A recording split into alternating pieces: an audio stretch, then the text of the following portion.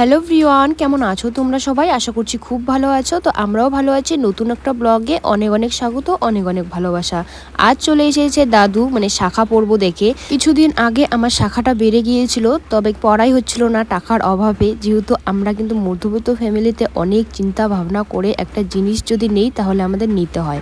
তো যাই হোক, ফাইনালি আজকে পরেই নিচ্ছি। তবে ওই শাখা বাঁধানোগুলো আছে দেখে আমি কিন্তু টাকা না থাকলে পড়তে না পারলে ওগুলো দিয়ে চালিয়ে দিই। তো তার জন্য ওগুলো আর কতদিন পরে থাকবো। তো দাদু যাচ্ছিল রাস্তা দিয়ে, দাদুকে ডাকলাম যে আসো তো দেখি শাখা। কয়েক শাখা কি পরবি? আমি বললাম কি হ্যাঁ। তারপরে এই যে বাড়িতে চলে আসলো। শাখাগুলো বেশি একটা মোটা দেখে পরিনি, যেহেতু আমার শরীর স্বাস্থ্য বেশি একটা নেই। দাদুই পছন্দ করে দিয়েছিল, বলেছিলাম তোমার কাছে পড়েছি 15 দিন যায়নি, তাতে যখন কাপড় কাচ্ছিলাম তখনই কিন্তু আমার শাখাটা খুলে পড়েছিল। তবে দাদু বলছিল যে এই দুটো শাখার মধ্যে যে কোনো একটা শাখা নেই। তবে ওগুলো যেহেতু মোটা মোটা ছিল তার জন্য আমি ওইগুলো নেইনি, এগুলো একটু চিকন আছে তাই এগুলোই নিয়েছিলাম। তো ফাইনালি এই যে আমি শাখা পরে নিয়ে নিলাম, এই যে চিকন চিকন দেখে পরে নিয়েছি।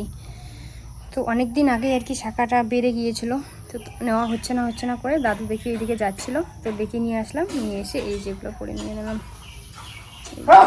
এই শাখাগুলোই দেখি এখন সবাই পরছে, তাই আমিও নিয়ে নিলাম। হাতে শাখা পলা আর সিঁথিতে সিঁদুর যদি থাকে, একটা মেয়েকে অসুন্দর মেয়েকেও কিন্তু সুন্দর করে তোলে। তবে ওইদিকে ঘরটা ঝাড় দিয়ে বের করে এখন বাবা নিয়ে এসছে চিকেন নিয়ে এসছে। তো এইদিকে এখন আমি চিকেনটা মাকে ধুয়ে দেবো, আর মা এদিকে ভাতটা বসিয়ে দিয়েছে আর এখানে আলু কেটে নিয়ে নিচ্ছে। আজকে না কাঠারিটা খুঁজেই পাচ্ছি না কোথায় গিয়েছে, তো তখন এই যে বটিতে করে কেটে নিচ্ছে। আমরা কিন্তু বটিতে কাটতে অভ্যস্ত না, কেউ আবার দেখবা বটিতে এত সুন্দর করে তাড়াতাড়ি করে কাটে। তবুও মা যতটুকু পারলো, আমি কিন্তু বেশি একটা পাই না, হালকা ফুলকা একটু পারি। তবে একটু অভ্যেস করতে হবে যে সবকিছু জিনিস দিয়ে সবকিছু করতে। রান্নাঘরটা একদম অন্ধকার দেখা যাচ্ছে, কারণ আমাদের এদিকে লাইনের কোনো বালাই নেই। এই লাইন যাচ্ছে এই আসছে, ঠিক ঠিকানা নেই। এমনিতে তো হাওয়া বৃষ্টি হওয়া দূরের কথা, একটু যদি আকাশটা গুরু গুরু শব্দ করে দেয় তাহলেই দেখবে যে কোথায় যে চলে যাবে লাইন খুঁজেও পাওয়া যাবে না। মা যেহেতু ওইদিকে ভাতটা বসিয়ে দিয়েছে, তার সঙ্গে কিন্তু আলুটাও কেটে নিয়েছে। তো তার জন্য এই যে এখন আমি মাংসের ওইদিকে ধুয়ে এনে দিলাম, ধুয়ে এনে দিয়ে এখন রসুন পেঁয়াজ যা আছে এগুলো কিন্তু আমি কেটে নিয়ে নেবো। আর টেবিলটার মধ্যে দেখতে পাচ্ছ, ডাইনিং টেবিলের মধ্যে ঠাম্মা কোথার থেকে একটু শাক তুলে নিয়েছে, যেমন কাঁচা পাতা, তারপরে হচ্ছে এইদিকে একটু খুঁড়িয়া শাক কোথায় যে পেয়েছে, আর একটু হলে হয়তো খাওয়া যেত। তবে এত পরিমাণে কম এনেছে যে ওইটুকু হবেই না কাউরু। তো তার জন্য মা বলছিল কালকে যদি খুঁজে পাই তাহলে কালকে একসঙ্গে রান্না করব। আমার ঠাম্মা না যত রান্না বান্না যাই হোক না কেন, ও না শাক খেতে ভীষণ পছন্দ করে।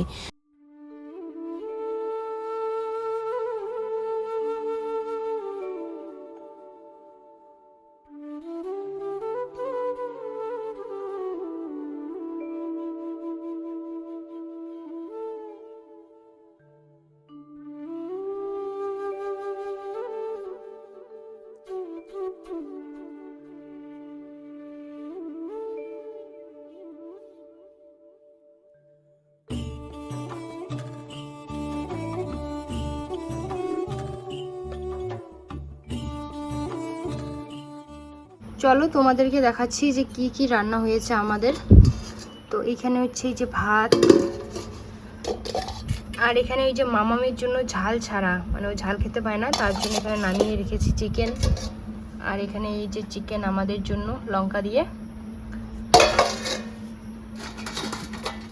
আর এখানে হচ্ছে আলু ভাজা, আর তার নিচে হচ্ছে ডাল, এই যে মুসুর ডাল। চলো এখন খাওয়া দাওয়াটা করি।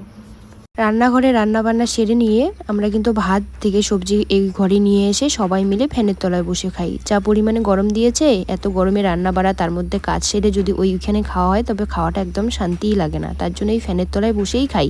তো এইদিকে মা দেখো পোলট্রির পা মামামকে দেখাচ্ছে যে আয় খেতে বসবি। ও কিছুতেই খাবে না, বলছে কি আমার খিদে নেই। যেহেতু স্কুল থেকে এসেছে, গরম লেগেছে, টিফিনে কেক বা কোনো কিছু একটা খায়, ও জল খায়, তখন না পেটটা ওর ভরা থাকে, তখন বাড়িতে এসে ভাত খেতেই চায় না। কতক্ষণ আমি জোর করলাম, মা কতক্ষণ থেকে ডাকছে, বলছে আয় এইদিকে আমিও খাবো, তোকেও খাইয়ে দেবো, কিন্তু ও কিছুতেই শুনছে না, বলছে কি আমি খাবোই না, আমি পরে খাবো। খাওয়া দাওয়া করে শুয়েছিলাম একটুখানি, বাজার যাওয়ার কথা আছে, তবে একাই যেতে ইচ্ছে করছে না। তো ভাবছি যাব কি যাব না, এক সময় ভাবছি যাব, এক সময় ভাবছি যাব না, এরকম করেই কাটছে। দেখি কি করি। আর আমি রেডি হলে মা যাবে না, কারণ মা মামাকে দেখবে, আর মা গেলে আমি যাব না, মামামকে আমাকে দেখতে হবে। এত গরমে বাচ্চাকে নিয়ে যাওয়াই যাবে না, তো এই যে জামা কাপড়গুলো দিয়েছিলাম তারের মধ্যে, তো ওগুলো এখন নিয়ে যাব ঘরে।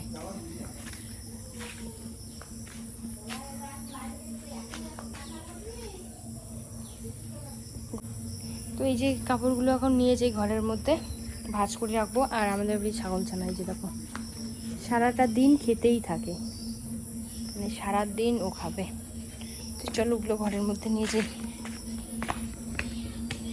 শুভ সন্ধ্যা বন্ধুরা সবাইকে। তো বাবা গিয়েছিল বাজারে, বাজার থেকে নিয়ে এসছে এই যে দেখো ছোট ছোট মাছ। আর এখানে মা কিন্তু ধুয়ে বেছে কেটেছে একদম। দুপুরবেলা নিয়ে এসেছিল মাংস।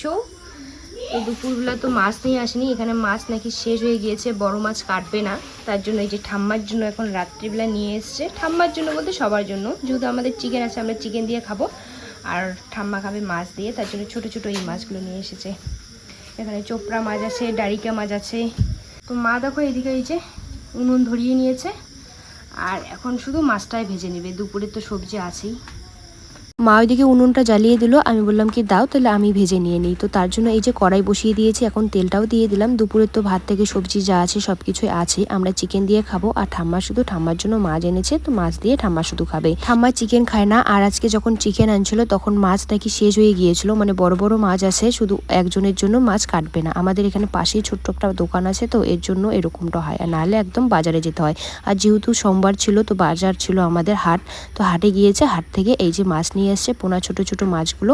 এগুলো মাছ আগে খাল বিলেই পাওয়া যেত, এখন তো সব কিছুই কিনে খেতে হয়। তো যাই হোক বন্ধুরা, ভিডিওটা আমি এখানেই শেষ করছি। যদি ভিডিওটা ভালো লাগে লাইক কমেন্ট করে দিও, আর চ্যানেলটাকে সাবস্ক্রাইব করে দিও। তো আগামীকাল নতুন একটা ব্লগের সঙ্গে দেখা হচ্ছে। Bye, tata.